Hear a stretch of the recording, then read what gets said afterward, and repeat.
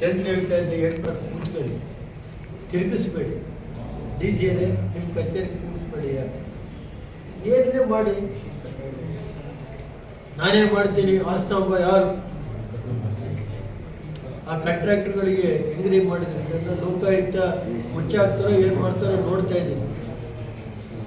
ಅವ್ರು ಪೇಪರಲ್ಲಿ ಹಾಕ್ಕೊಟ್ರು ಒಂದು page advertisement Lokayukta S P ಮನವಿ ಮಾಡೋದಿಷ್ಟೇ, ಪ್ರತಿ ತಾಲೂಕಿಗೆ ಹೋಗಿ ಒಂದೊಂದು ಕಚೇರಿಯಲ್ಲಿ ಎಷ್ಟು ಕಡ್ತಾ ಇದೆ, ಯಾತಕ್ಕೋಸ್ಕರ ಇದೆ, ಏನು ಕಾರಣ, ಎಸ್ ಪಿ ಕಚೇರಿಯಲ್ಲಿ ಎಷ್ಟಿದೆ, ಸ್ಟೇಷನ್ಗಳಲ್ಲಿ ಎಷ್ಟಿದೆ.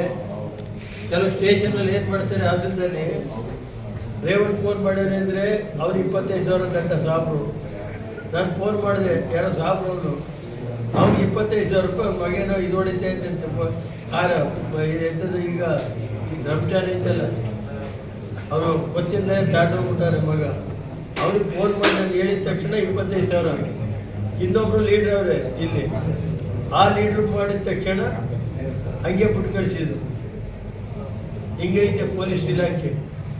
ಸಾಬ್ರಿಗೆ ಹಾಸನದಲ್ಲಿ 25,000 ದಂಡ ಸಾಬ್ರಿಗೆ. ಸಾಬ್ರಿಗೆ ಕಾಂಗ್ರೆಸ್ ಕೊಟ್ಟು ಹಾಕ್ತೀಯ ಅಂತ ಹೇಳಿ ಅವನ್ನ